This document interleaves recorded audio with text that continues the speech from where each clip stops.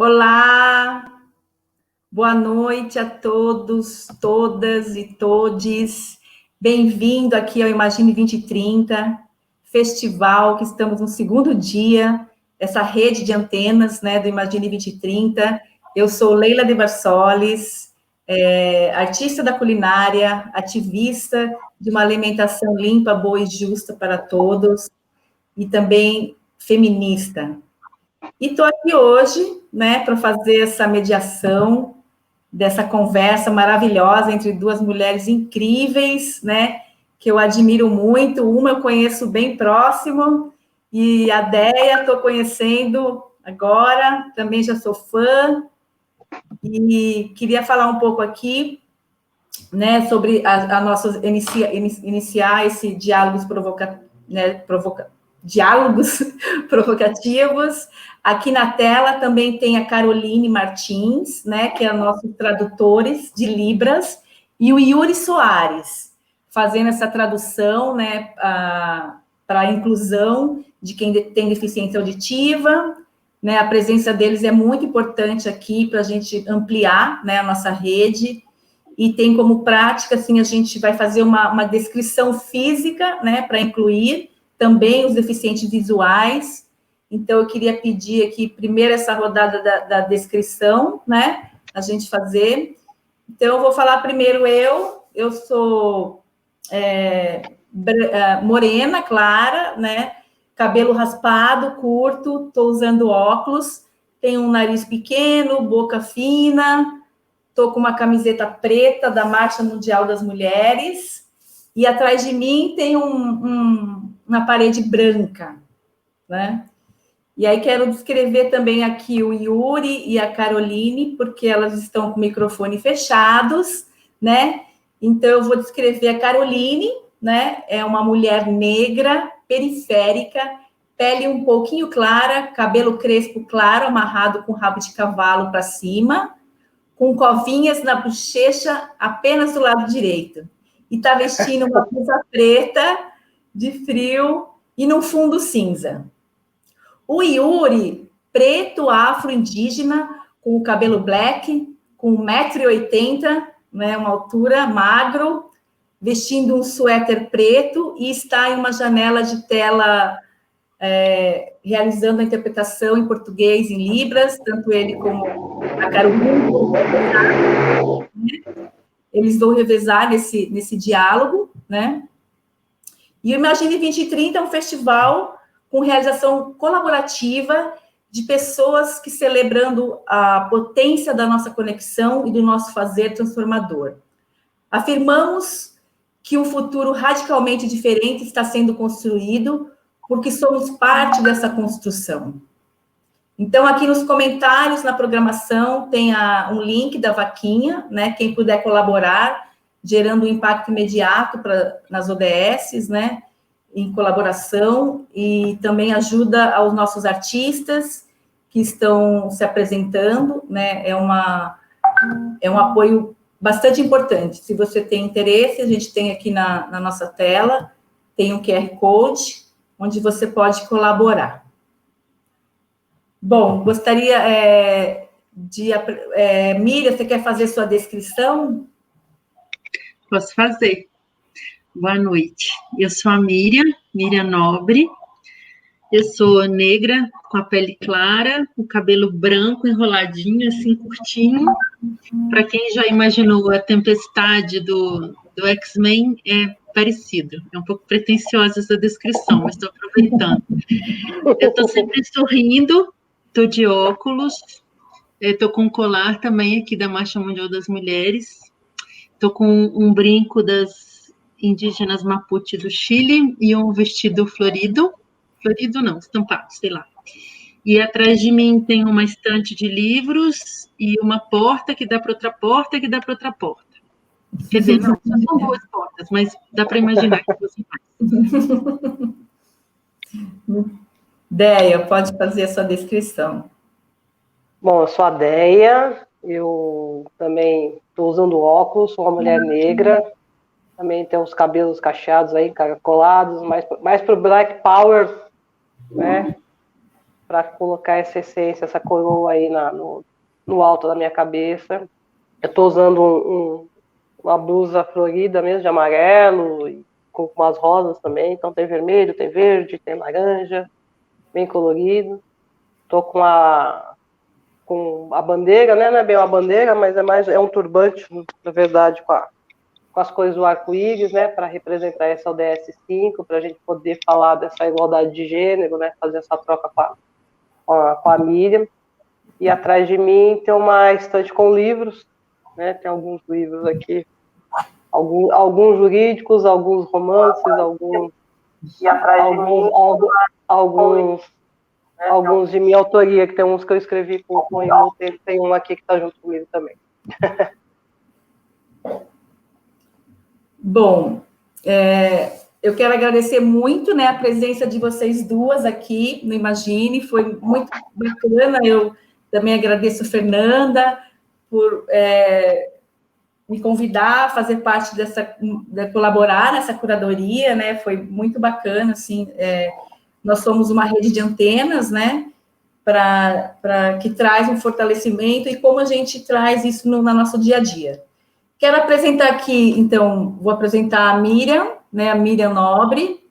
Ela é uma ativista, né, muito mestre em programa de estudos de integração da América Latina na USP, coordenou a Secretaria Internacional da Marcha Mundial das Mulheres, integra hoje a equipe da SOF, né, há muito tempo também, da SOF, Sempre Viva Organização Feminista, onde realiza atividades e a formação e pesquisa da ação em economia feminista e agroecológica, onde eu também colaboro, tenho muita alegria e felicidade de estar perto aí dessas mulheres. Quero também apresentar a Deia Zulu, que é paulistana, né, lésbica, e cria da Brasilândia, Zona Norte de São Paulo, formada em Relações Públicas, pós-graduada em Marketing de Relações de Consumo e Direito Previdenciário. E do movimento LGBT+, né? LGBTQIA+. QIA+, estou me acostumando ainda, né? Não, tranquilo, eu brinco às vezes com a nomenclatura, né? Obviamente é uma nomenclatura inclusiva, né? Mas sim, eu, quando me descobri num corpo homossexual, né? Quando me descobri e saí do tal do armário, né? A gente falava que era o GLS, né? Eram os gays, lésbicas e todos os outros seriam os simpatizantes, né? Mal sabia a gente. Daí tem até algumas amigas assim da mesma época que falam assim, nossa, mas era mais fácil, agora tem muita letra. Mas eu acredito que a inclusão de cada uma delas, ela é pertinente, acho que cada um com o tempo, né, com o passar do tempo, vai se descobrindo diferente, e isso vai fazer da sociedade uma sociedade bem melhor, com certeza. Importante, né? E aí vamos começar, então, nosso diálogo. Eu quero deixar aqui só uma provocação, né, que a ideia aqui é trazer um pouco desse momento que a gente está passando e o que a gente pode, né, fazer realmente a partir de agora, já, né, como diz os indígenas, é agora, é o presente, né? O passado, a memória, nos traz um pensar, né, para fazer o presente, né? O futuro não existe, mas a gente pode, a partir do passado e do presente, realizar o futuro, né? É uma coisa bem importante, né? Essa fala foi muito bonita, né? Dos nossos irmãos indígenas, a gente aprende muito, e ainda mais nesse momento, né? De próxima eleição, a gente está aí, né? Eu acho que essa eleição é muito importante, é de base.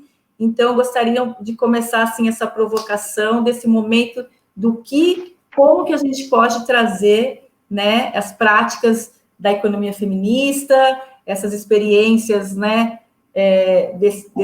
desses movimentos, né, e deixo vocês aí, então, para esse bate-papo, aí eu vou voltar aqui daqui uns 30, 40 minutos, para a gente falar um pouco das perguntas e para ir os encaminhamentos. Então, é isso, Jéssica, pode me tirar daqui. Ai. Bom, eu não conheço a mídia, né? Para quem está assistindo, eu acho que é uma das coisas mais legais das antenas, né? Eu também sou uma antena nesse projeto junto com a Fernanda. E é a descoberta de quando você vai participar das rodas, né? De quem está lá. Né? Você nunca sabe. Só quando você recebe o link, abre a sua câmera ali e você vê quem, né? Dependendo das vezes. Às vezes você pega o mesmo anfitrião, outras vezes não. Mas o bom mesmo é essa diversidade das rodas, né? Às vezes a conversa 1 para 1, ela rende tanto quanto se forem 7 pessoas, 6 pessoas nessa roda.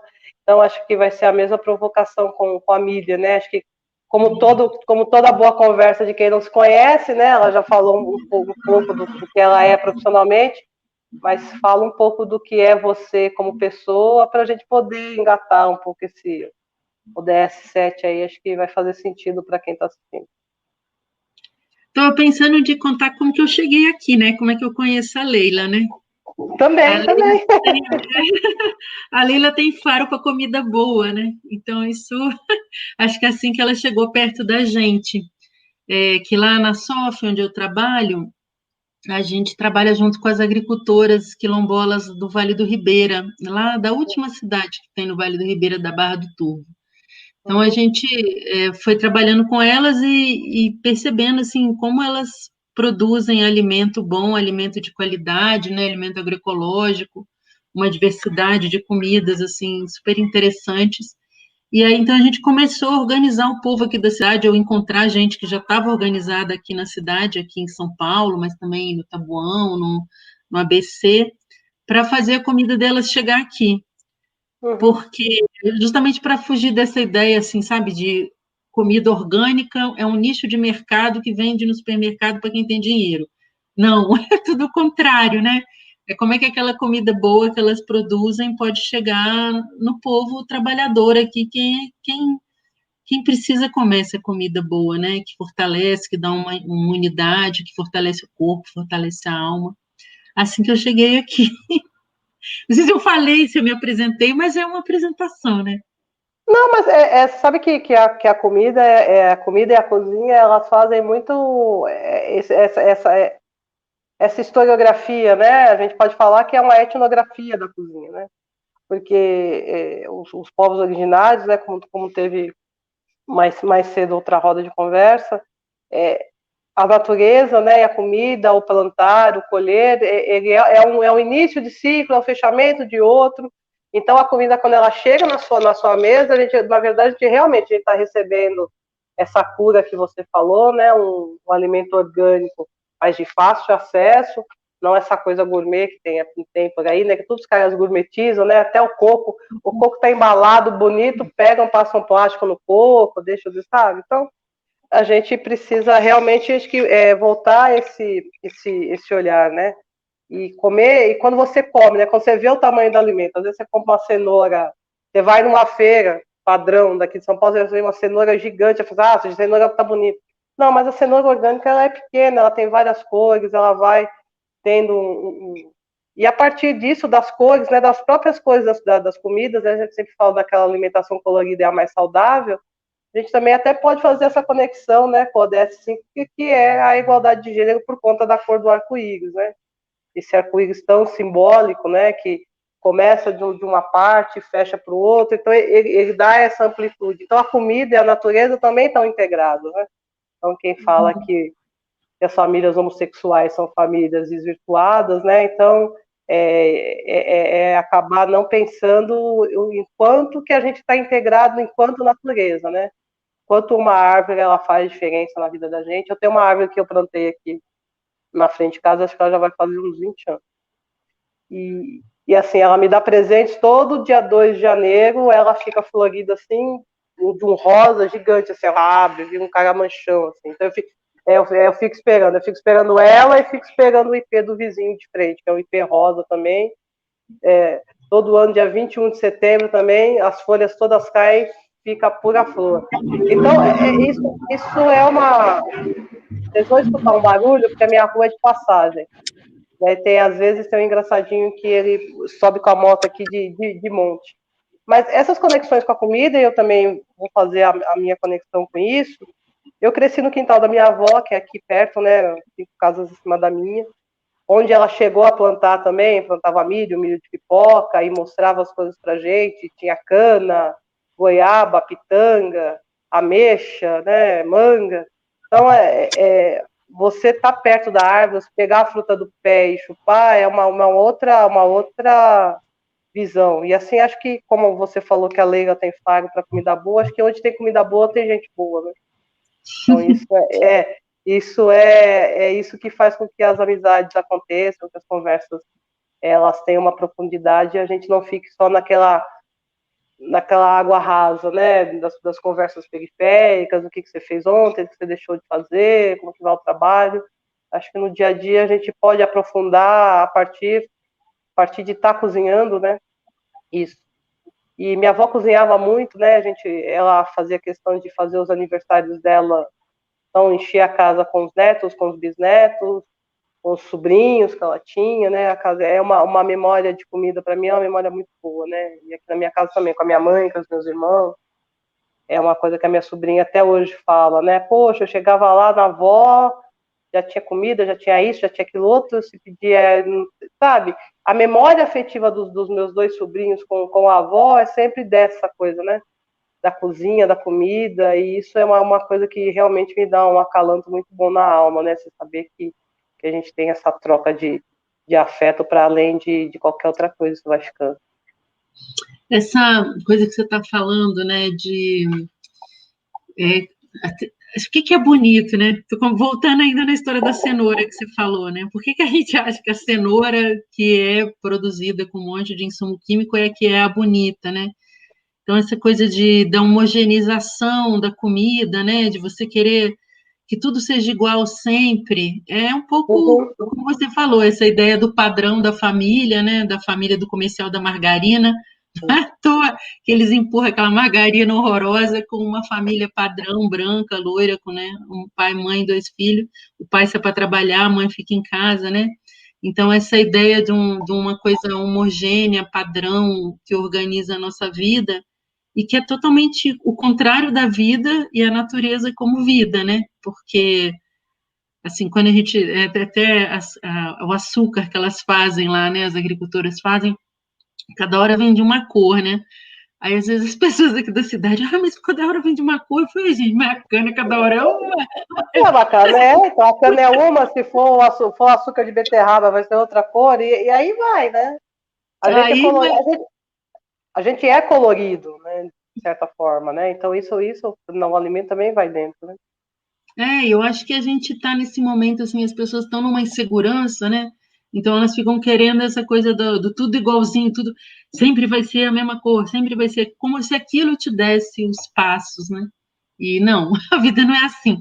E outra coisa que eu achei super bonito é você estar ligada nos tempos da natureza, né? Marcando, você sabe o momento que floresce, né? Você começa a juntar na memória naquele momento aconteceu isso, a árvore estava florida e tal. Porque isso é uma outra coisa também, né, que eu acho que rola nesse mundo que nós estamos, assim, além da homogeneidade, essa coisa da gente não aceitar os tempos da vida, né, a gente querer que as coisas aconteçam no momento que a gente quer, no ritmo que a gente quer, e um ritmo sempre acelerado, porque essa ideia que, né, essa sociedade que a gente está se organiza para fazer a gente trabalhar e dar lucro, né, então a gente tem que estar sempre no tempo do relógio de ponto, mesmo que a gente nem tenha emprego remunerado de trabalho de ponto, mas parece que aquele relógio de ponto está marcando a nossa vida, só que agora ele está aí no aplicativo, um aplicativo do iFood, colocando esses meninos para correr de bicicleta para um lado para o outro, para um lado para o outro, que loucura, né? Então, essa coisa da gente se ressintonizar com os tempos conforme eles são, né? Até sabendo que tem tempos que é para regenerar mesmo, né? Que é para diminuir o ritmo, que é para a gente recuperar as forças e tal. Entender isso, eu acho que é bem importante, bem bom, que você sabe quando floresce. Eu sempre, fechando também um pouco isso, acho que essa questão também, né, de você crescer com o pé no chão, né? As crianças hoje elas são muito restritas ao playground, ou que a escola ali dá de de alguma coisa lúdica. Ele não tem aquele lúdico, né, do se machucar, né, que não é nada. Arranhou, caiu de bicicleta, né, foi andar de skate e se machucou, ou mesmo foi tipo, vou lá, aquela goiaba que tá lá no lugar mais alto, assim, lá tá mais alto, você vai se arrebentar, né? Como aconteceu comigo também. Então é isso, você não tem essa proximidade, né? Então, às vezes, quando você sai com as crianças e leva eles, por exemplo, para a praia, eles ficam malucos, né? Puxa o mar, aquele barulho, aonde que vai, aonde que vem, o que está acontecendo, né? Vez ou outra tem um peixe ali que a maré trouxe e vê aquilo com um olhar curioso, porque eles não têm mais essa natureza, né? Eu tenho um sobrinho neto, né? Eu tenho essa carinha de mocinha aqui, mas eu já tenho quase 50. E, e o meu sobrinho neto, toda vez que eu vou lá ver minha sobrinha assim, vou vê-los, ele tá sempre na frente da TV com o tal do controle remoto na mão, né? Ou tá jogando videogame. E é uma luta, né? Porque eu quero abraçar ele, quero pegar ele, tirar ele daquele sofá, abraçar, e ele segurando, né? Então é uma das minhas interações com ele, é assim, larga isso aí que ninguém vai tirar o que você tá fazendo. Vão passear, vão na rua, né? Vamos empinar pipa. Esses tempos de pandemia, a molecada aqui anda empinando bastante pipa, então anda caindo muita coisa em casa, né? Daí eu pego, guardo e levo para ele. Então é isso, você precisa ter uma interação, né? Eu acho que o ser humano ele só vai se entender a diversidade do outro, né? Falando um pouco dessa igualdade de gênero entre homens, mulheres, homossexuais, trans, pan. É isso, você precisa entender de onde você veio, né? Essa provocação que a Leila deixou aí, esse passado versus presente e o que vai para o futuro, é isso, né? A homossexualidade ela sempre esteve presente desde os tempos mais remotos, né? Entre homens, entre mulheres, né? Isso nunca, em algumas sociedades, aí a gente não precisa aprofundar tanto isso, não era um tabu, né? Às vezes era até um privilégio, mas é onde você depois foi marginalizando isso, né? É muito horrível você ver que o seu amor é um amor marginal. Não é aquele amor marginal, assim, aquela coisa, né, de uma epopeia, de um romance. Não, ele é marginal mesmo, ao ponto, né? A minha própria militância, ela começou no movimento, né? Desculpa que eu brinco, que a gente estava tendo aquela conversa nos bastidores lá do GLS, muito por conta disso, né? Você não poder andar de mão dada, por exemplo, com alguém, e você vê um casal hétero do seu lado andando de mão dada. Por que eu não posso, né? Por que eu não posso andar de mão dada? Por que eu não posso abraçar a mulher que eu amo? Por que eu não posso andar com os filhos que a gente tenha para criar? Isso é uma coisa muito engraçada, né? Minha companheira, ela tem 2 filhas, né? E outro dia a gente estava no supermercado, né? O Diego, o pai das crianças, ele é muito presente dentro da nossa relação, ele está sempre presente, ele não é afastado, né? Aí estava muito engraçado, porque a mais nova me chamou de mãe, né? Eu, uma mulher negra, a Grazi também é uma mulher negra, também de pele clara, assim que nem você, e o Diego é um homem branco. E ela tem uns traços assim, meio um pouco os olhos puxados, né? Daí ela me chamou de mãe, daí quem estava na fila junto não entendeu, porque ela estava chamando a Grazi antes de mãe. Daí ficou eu e ela de mãe e o Diego de pai. Então foi um curioso que as pessoas não entendem, né? Como assim tem 2 mães? Como assim tem um pai junto, né? Então a diversidade familiar ela é igual à natureza. Eu acho que foi um equilíbrio muito grande esse nosso encontro. Assim, não sei se foi a Leila ou se foi a Fernanda que fez essa nossa junção, assim, mas eu acredito que traga muito isso, né? E me fala um pouco mais dessa sua coisa aí do encontro com essas mulheres lá do Vale, como é que é essa troca com alguém tão do interior e essa cidade aqui tão cinza, como é que é isso? Elas, quando vêm aqui, elas ficam tão chocadas. É assim, até a gente estava lá agora, nessa semana passada, e aí a gente viu um pé de manjericão, assim, lindo, maravilhoso, assim. Daí eu falei para elas, eu gosto tanto de tomar banho de manjericão, mas, nossa, lá a gente vai comprar uns massinhos de manjericão, é tão pequenininho, Aí eu uso as folhas para fazer pesto e tomo banho com os talinhos. Nossa, elas ficaram, ai, que dó, que dó. Então, acho que tem essa coisa de elas, quando vêm para cá, né, é uma coisa ambíguo, assim, né, por um lado, assim, principalmente com as moças, né, com as mais jovens, assim, tem esse fascínio na cidade, né, de ter o acesso às coisas, o acesso à internet, sobretudo à internet, né, o tempo todo sinal de celular e tal, mas aí elas chegam aqui e vê tantas misérias que a gente tem, né, assim, isso que você estava falando, assim, das crianças poderem viver na cidade, né? Como a gente não é restrito o espaço que a gente circula na cidade, como é que a gente poderia fazer uma cidade que a gente pudesse aproveitar dela mais, né? Disputar o território com as empresas mesmo. Porque você foi falando, eu fui lembrando de uma época que eu estava estudando bastante essa coisa da indústria alimentícia, não só a indústria que produz os alimentos que a gente compra no supermercado, mas também, tipo, o McDonald's, assim, essas coisas estranhas, né? Aí eu pensava, nossa, mas por que as pessoas vão no McDonald's? Aquela comida é horrível, né? E aí eu me dei conta que tinha esse negócio de ter o brinquedo lá, né? O brinquedão. Então, era aquele momento, né, das mães levar os filhos, né, para eles brincarem num lugar que elas imaginavam seguro, né? Então, assim, como é que a gente consegue construir uma cidade onde as crianças brincam na praça, né, e não vão comer no McDonald's, né, porque não faz nenhum sentido isso. Então, acho que tá perto delas, né, faz a gente olhar para a cidade com outros olhos, assim, né, porque quando elas vêm aqui, o estranhamento que elas têm a esse jeito como a gente vive aqui, faz a gente pensar sobre que cidade é essa e como é que a gente poderia mudá-la, né.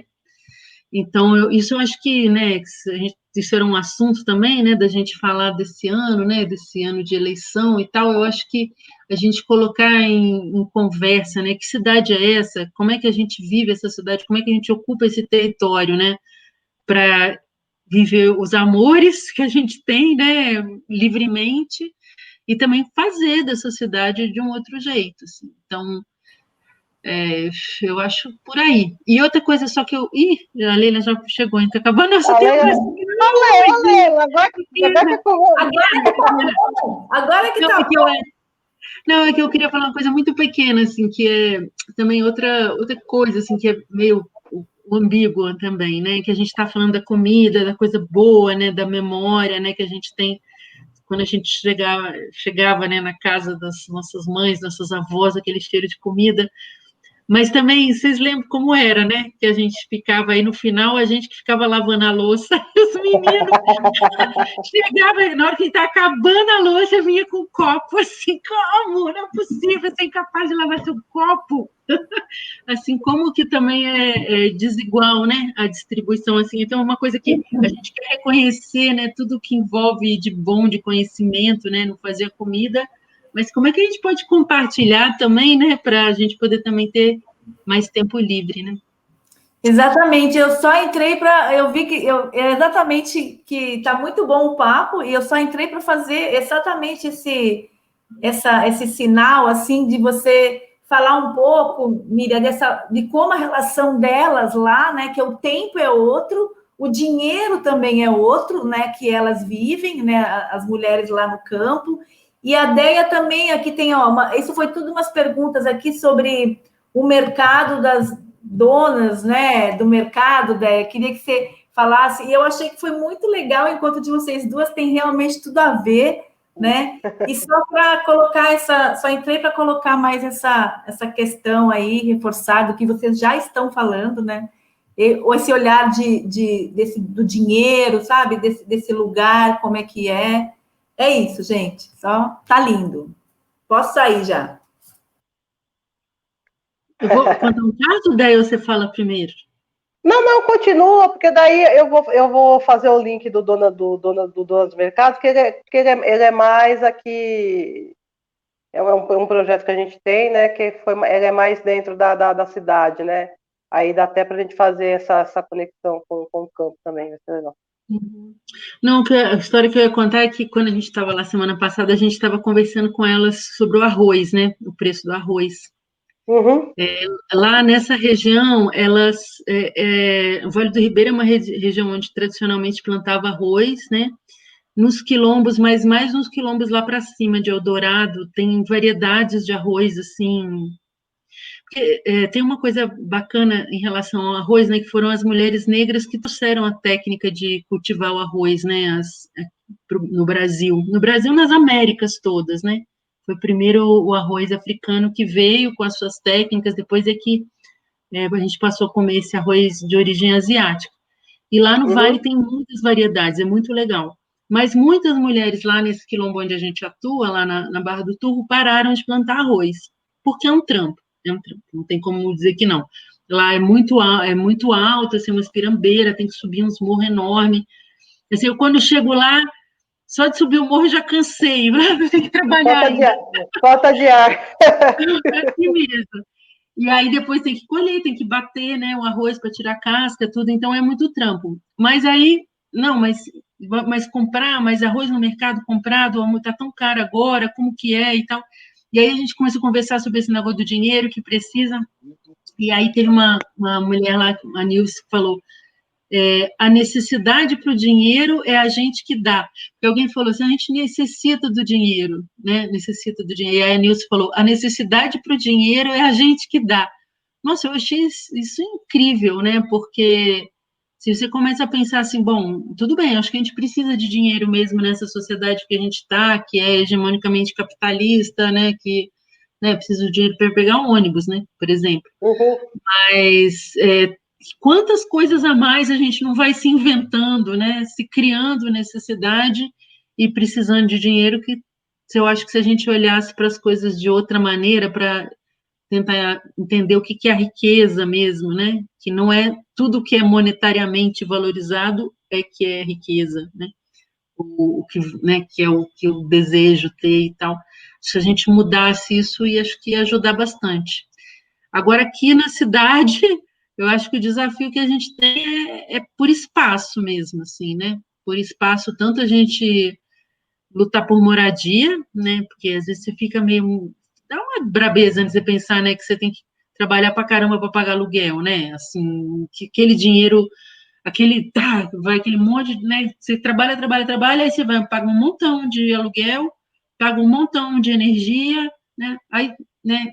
Fica com pouca chance de você fazer outras coisas. Eu acho que se a gente conseguisse na cidade, né, lutar por moradia, por acesso à moradia gratuita, pensar na nossa própria produção de energia, ocupar os espaços, né, urbanos também para produzir alimento, né, com horta e tudo, eu acho que, sei lá, a gente recriava uma cidade melhor para nós.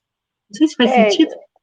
Não, faz super sentido, né? Porque essa coisa do direito à cidade, né? Muitos falam do direito à cidade pensando muito na mobilidade urbana, né? É ônibus, metrô, ciclovia, mas tem essa mobilidade também, essa questão de você acessar a cidade para moradia, para o alimento, né? Aqui onde eu moro é um bairro que eu falo não tem praças, né? Pelo menos essa parte do meu bairro e mais para cima não tem porque foi um loteamento, né? E foi um loteamento assim que não foi planejado, era uma fazenda, né? Como todos os outros, foram só cortando terreno e o pessoal, alguns compraram, outros invadiram. Então lá em cima na Brasilândia realmente você não tem espaços mais arborizados. Aqui descendo para onde eu moro tem 2 praças, mas também estão um pouco abandonadas, tem sujeira, tem lixo, né? Tem uma comunidade grande aqui que chama Comunidade do Pó, né? Favela do Pó, é uma zona mais ali onde tem um tráfico de drogas mais pesado, a favela tem esse nome, mas é um lugar onde as pessoas realmente têm essa necessidade, né? Aqui, por exemplo, é uma região tem muito rio, né? No final da minha rua tem um rio que está canalizado e tem um piscinão mais para frente. E aquilo hoje em dia não tem mais utilidade, né? Que foi aquelas obras de engenharia sem água. A água armazena ali, depois escoa. Mas como teve muita obra de infra aqui, de esgoto, essas coisas, então é um espaço que está lá, que pode ser utilizado justamente para isso. É um grande cercado, está tudo fechado, está tudo cimentado, né? Tem umas árvores ao redor, porque tem um condomínio, antigamente era uma fazenda, né? Chamava Fazenda do Tiro ao Pombo. Então não tem essa área verde. Então seria um lugar realmente de você fazer um parque elevado, você ainda pode deixar aquela parte de baixo para a água, né, mas montar essa estrutura com o parque elevado e você fazer mais conexões com a população que está aqui. Tem uma população de rua que mora aqui, né? Tem um canteirão central que andaram fazendo uma reforma, tiraram eles de lá e eles estão na calçada do outro lado da avenida, né? Então, quer dizer, se você for ao centro, naquela obra que fizeram ali no Vale do Anhangabaú, você descendo no pátio descendo ali a partir do próprio Paissandu mesmo, vamos falar por ali mesmo, você tem quantos prédios parados, né? São quase 100 milhões que foram utilizados ali naquela reforma para passar um cimento, né? Porque para mim aquilo não tem sentido nenhum. Cada vez que eu passo ali pelo viaduto do Chá, do Santo Ifigênia ali, eu olho e falo assim, gente, o que é isso aqui, né? Então, aquilo ficou horrível. Eu acredito que o Vale do Anhangabaú ele tinha muito mais história como antes, né? Você deve saber que eu com a Fernanda, a gente está no Ilobá de Mim, um dos nossos pontos de ensaio era realmente embaixo do viaduto do Chá, né? Aos domingos, aos sábados, e a gente ficava ali naquele espaço, tinha um pouco mais de árvore, tinha os lugares onde as pessoas podiam sentar, as pessoas ficavam ali naquele redor, tinham mais ou menos onde se acomodar, e hoje você não vê mais, você vê só uma coisa reta, sabe? Acho que tem um chafariz de chão, não sei para quê, né? Estão achando que a gente está na Europa, né? Para ter aquele chafariz de chão, né? Não vejo sentido nisso, né? Os caras viajam, os caras entram na prefeitura, na minha infância eu estava em Paris, um negocinho, vou fazer igual ali. Mas o brasileiro não quer isso, né? Eu prefiro, acho que muitas pessoas preferem, né?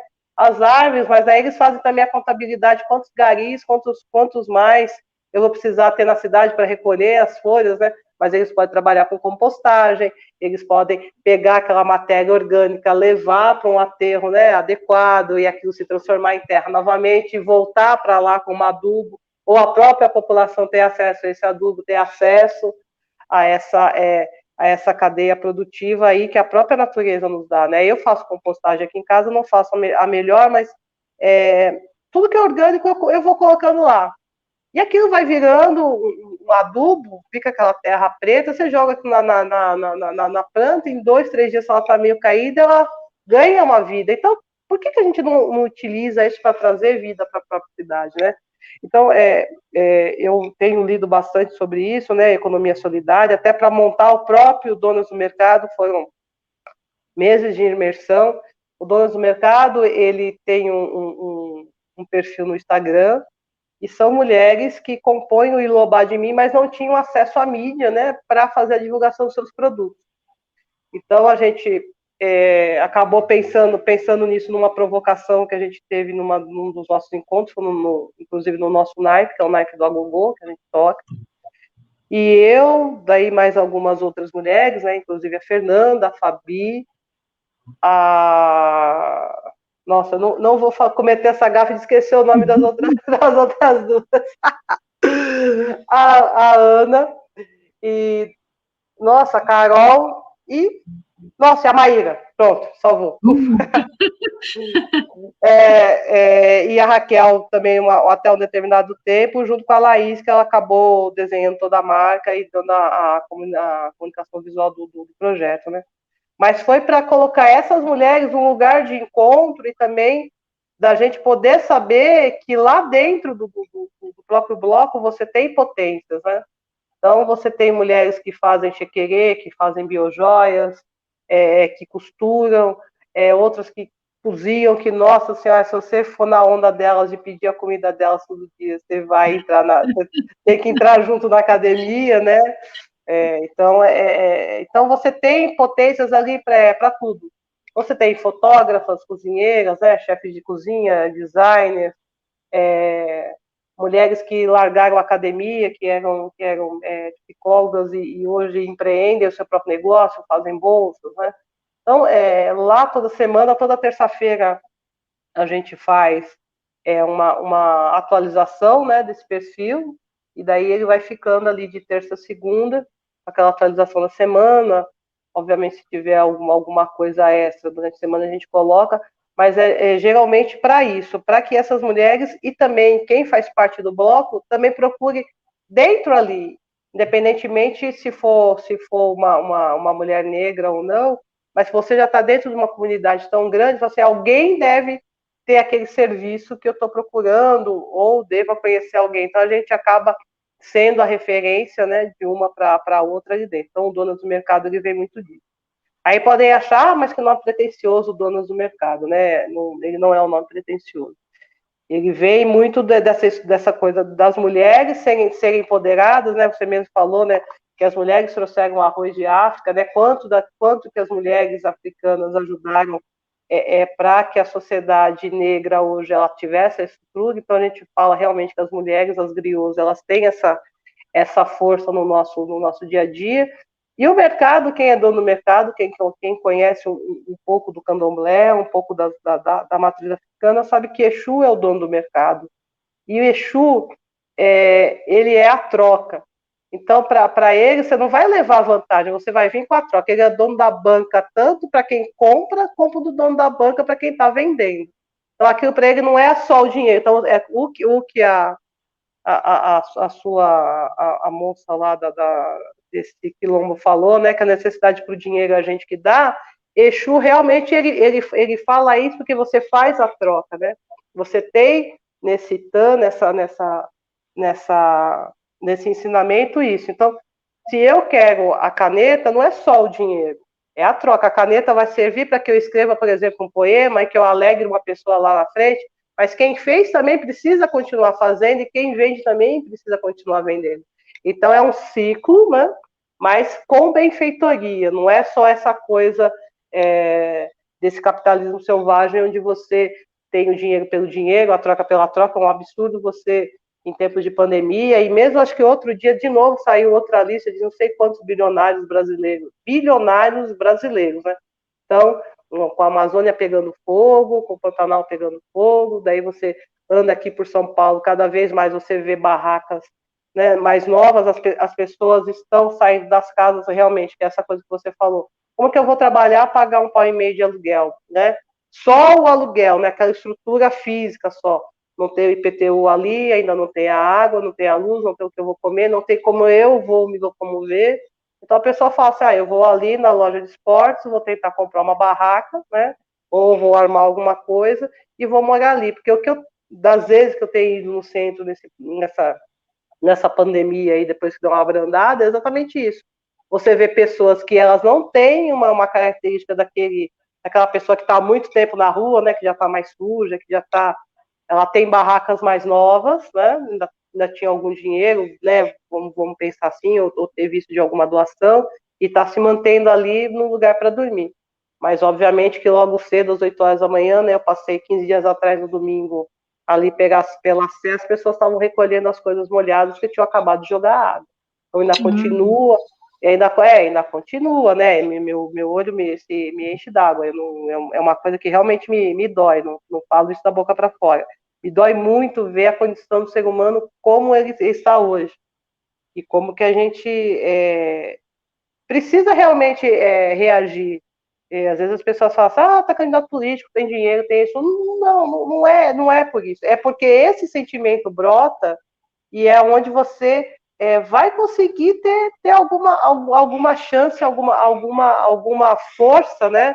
Junto ao Estado e junto também com a sociedade, porque enquanto a sociedade não entender que ela precisa estar organizada, inclusive para resolver o problema da Cracolândia, que não é necessariamente você tirar todos de lá, mas você dá esse teto que você falou, né? Esses prédios que estão ali pelo centro, ele ter essa utilidade social real, né? Não ficar ali esperando o hospital Pelo Abaito ficar pronto, esperar limpar mais isso aqui, para o imóvel dele ganhar um pouco mais de valor de mercado, o IPTU dele ter uma retroagida, porque a valorização do centro, eu vou baixar seu IPTU para você reformar o seu prédio. Não é esse ganha-ganha, tem que ter troca, né? E a gente acaba entrando nesse estado de passar e não olhar mais para o lado, né? Acho que a gente não tem essa condição mais de andar pela rua e não olhar para o lado. A gente tem que olhar pro lado vizinho, pro lado homossexual, pro lado que atacam. Nem tudo a gente resolve na lei, né, na força da lei. Nem tudo você vai conseguir falar, eu vou processar fulano porque xingou, porque eu sou gay, porque eu sou isso aqui. Acho que se você se unir como um corpo, né, eu falo isso muito do povo branco, né, vamos falar assim, das pessoas brancas, né, não dessa pessoa branca que está de ombro com a gente, que tem essa consciência mais antirracista, que sabe que tem um lugar de privilégio, mas esse branco, né, que colocou essa gente toda no poder, ele tem um espírito de corpo, de união. Então, por mais que ele saiba que o do lado está errado, para aquela corrente, para eles estarem de ombro, de braço dado, não arrebentar e todo mundo cair, eles não se largam. A gente precisa ter isso, né? Não se largar, né? Não é só essa questão, ninguém larga a mão de ninguém se luta. Não, a gente às vezes leva muito o que é sério na brincadeira para extravasar um pesado, né? 2018 foi um ano muito pesado, muita gente acabou caindo doente. Eu tive uma amiga que hoje, com mais clareza, com mais cuidado, né? Quando passou um ano, ela realmente morreu por causa da política, né? Uma pessoa que estava saudável, do nada teve um câncer, morreu em menos de 3 meses. É uma tristeza, né? Aquilo acabou levando ela. Então, você precisa realmente ter esse diálogo, né, com a sociedade e falar, né? Que nem você falou assim, onde a gente pode fazer uma horta aqui, pelo menos tem uns 3, 4 terrenos onde você limpar, você consegue fazer um parque, você consegue ter uma horta, você consegue ter árvores frutíferas, você vai conseguir fazer com que aquele entorno ele fique mais verde, que ele fique mais bonito. Tem escolas perto, então a própria escola pode aproveitar da horta para as crianças comerem melhor. Então, se você integrar o que você já tem, porque tem tanto do poder público que já foi colocado, que eles não enxergam como fazer uma manutenção, falam assim, vamos jogar tudo para a mão da iniciativa privada, vamos privatizar as escolas estaduais, municipais, os CELs. Então, eles estão muito com essa mania de privatizar, e o povo não pode deixar, porque é o seu patrimônio, né? Então, eu sempre estudei em escola pública, né?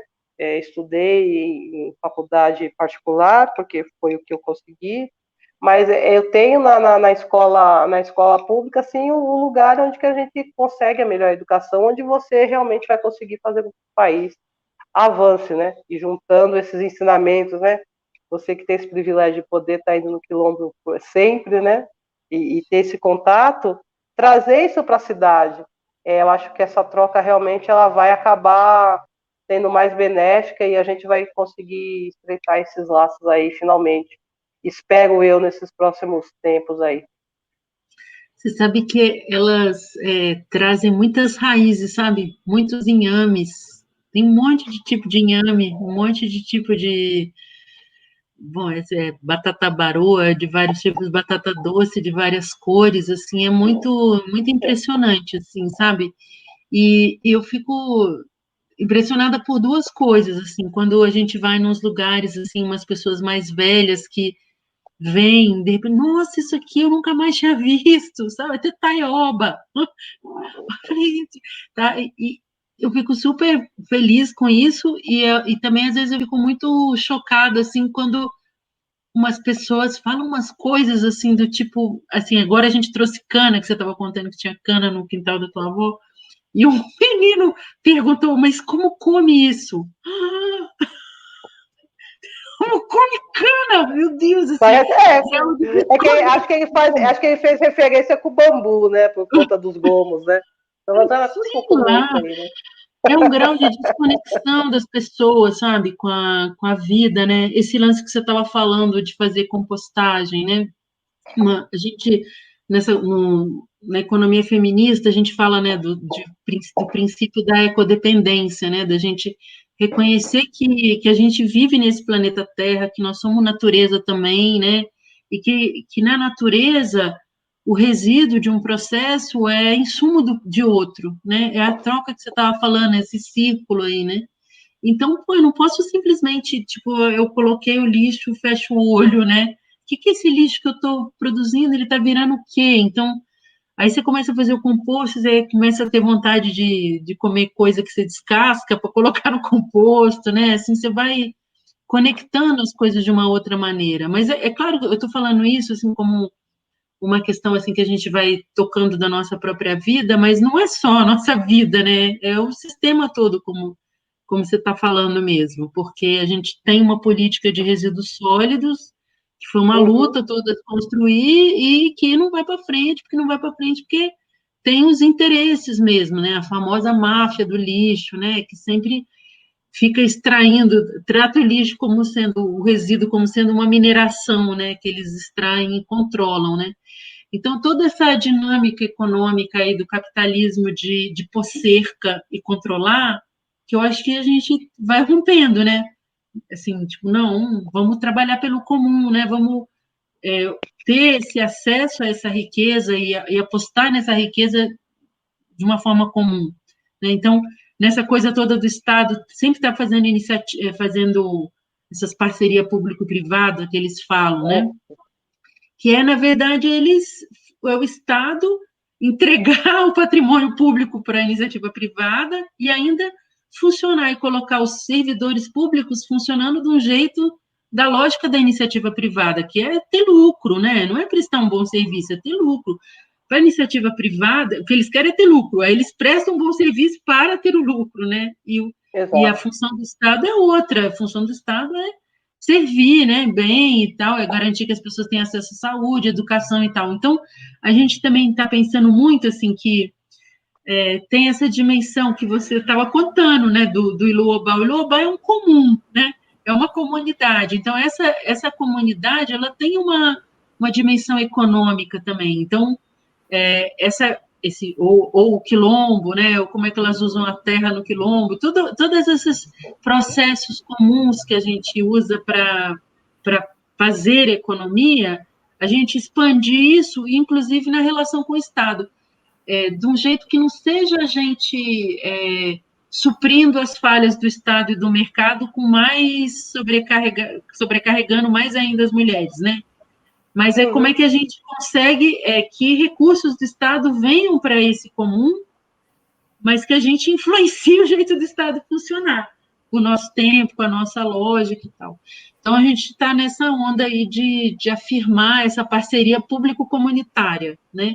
De a gente fortalecer o espaço comunitário de fazer economia, mas também entrando nesse processo de redistribuição dos recursos, que é função do Estado, né? Porque o Estado cobra imposto, e que esses recursos sejam redistribuídos para a população. Então, que o Estado cobre imposto dos ricos, porque os ricos não pagam imposto, só a classe pobre que paga, né? E que esse recurso seja compartilhado na forma de boas escolas públicas, serviços de saúde pública e tudo isso. Bom, meninas, mais o papo está muito incrível, né? Vai pegando assim uma forma, né? É muito bacana os comentários aqui, enfim, falando da horta urbana, que é uma conexão de ligar pessoas, isso que a Miriam falou, né? Também vamos fazer a horta aí, ideia, vamos ocupar esses espaços aí, né? Fazer essa horta urbana aí, vamos ocupar e produzir alimento, né? Isso que a Miriam falou também de trazer, né, essa conexão aí com as mulheres, desse momento que à frente todas somos as mulheres que estão na frente aí toda, né, dessa grande trabalho aí todo de cuidado, né, e também, como que a gente se cuida, né, nós mulheres, né, que eu acho que isso, né, até falei, minha campanha, né, Miriam, de cuidar de quem cuida, né, que as mulheres, assim, a gente tem essa união, essa conexão, e se cuidar mesmo, né, gente? Queria muito agradecer, assim, vocês ir para o nosso final, assim, 3 minutos finais de cada uma, né? Agradecer a esse encontro, que tenham muitos outros, né? Fico muito feliz aí de fazer essa conexão e falar da nossa próxima. A gente tem um show agora do músico Jean Ramos Pancararu. Quero deixar aqui o convite a todos e super agradecer a vocês duas e que a gente vá para finalmente, para a gente... Infelizmente, nosso horário, né, deu o nosso horário. Foi maravilhoso. Muito obrigado. Me despeço aqui e deixo a vocês aí esses finais aí. Vou falar primeiro para você poder encerrar, Deia. Tá bom. Obrigada.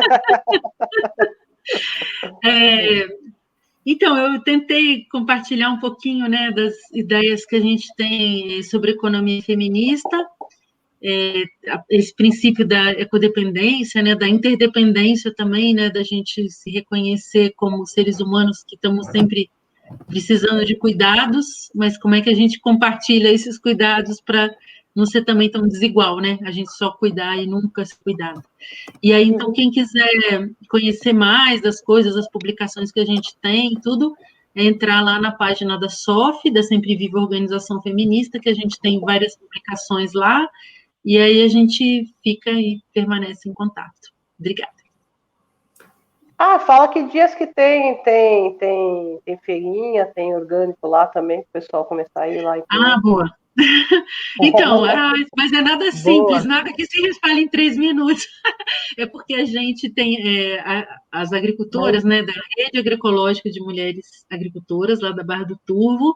A gente tem um ciclo mensal de compras com uma rede de grupos de consumo aqui de São Paulo. Então, tem daqui da Grande São Paulo. Então, a SOF é um dos grupos. Aí, quem tiver interessada em receber ali, a gente explicar um pouco como é que funciona, porque tudo exige militância também, pode escrever para nós o e-mail. Será que tem como escrever em algum lugar? Pode falar, Miriam, eu vou escrever aqui. Tá, é feminismo e agroecologia, @sof.org.br. Então, é só escrever lá e aí entrar em contato com a gente. Obrigada, Deia, pela dica aí. Não, a gente tem que provocar mesmo, né? E fazer isso. As mulheres estão lá, tem todo esse olhar ancestral, né? Então é muito bom se a gente puder comer essa comida ancestral, né? E eu me despeço aqui também, agradecendo muito ao Imagine 2030, quando eu recebi o convite, eu fiquei super feliz, não imaginava que a gente ia ter uma conversa tão boa, tão conectada.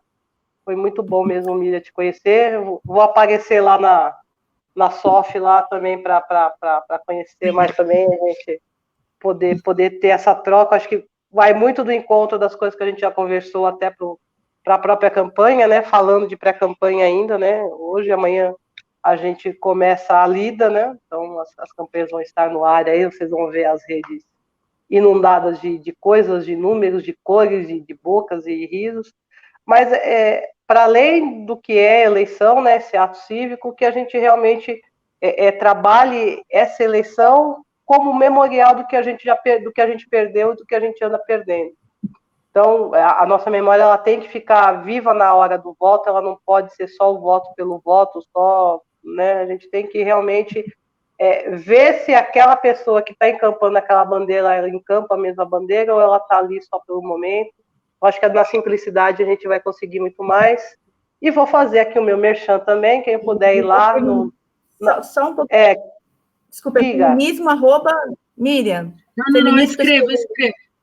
Desculpa, é feminismo e agroecologia, @sof. Eu escrevo aqui no private chat. Tá bom. Então, para a gente poder... Tranquilo, para a gente poder ter essa conexão, né? E lembrar da natureza, lembrar do que o que a gente come ou o que a gente consome é muito importante, faz a diferença em outras cadeias, né, em outras cadeias produtivas, e tentar também deixar um pouco de lado desse enlatado, dessa coisa muito cheia de sódio, muito cheia de não sei o quê. Então, gatinho atrás da Leila, para a gente poder aí ter uma vida um pouco melhor. Então, me siga no Instagram, né, onde eu mexo mais, é o Deia Zulu também, @DeiaZulu, tem um underline. Tem um outro Deia Zulu lá também, que é meu, mas eu não mexo naquele perfil, é da época que eu morava no interior, então só tem foto lá. E o Movimento Negras Vozes, né, que é o @movimento _negras _vozes, de separado para a gente poder ter mais espaço aí. Acompanhe a gente nessa jornada, que eu tenho certeza que ela vai ser muito vitoriosa e avante, que junto a gente chega mais longe. Tá bom? Sim, obrigado, gente. Bora. Estamos juntas aí. Quero também lembrar da vaquinha, quem puder apoiar a nossa vaquinha, tá aí o QR Code. e estamos conectadas. E, mais uma vez, muito obrigada, Miriam, muito obrigada, Déia. Foi muito incrível esse papo e espero que tenha mais outros.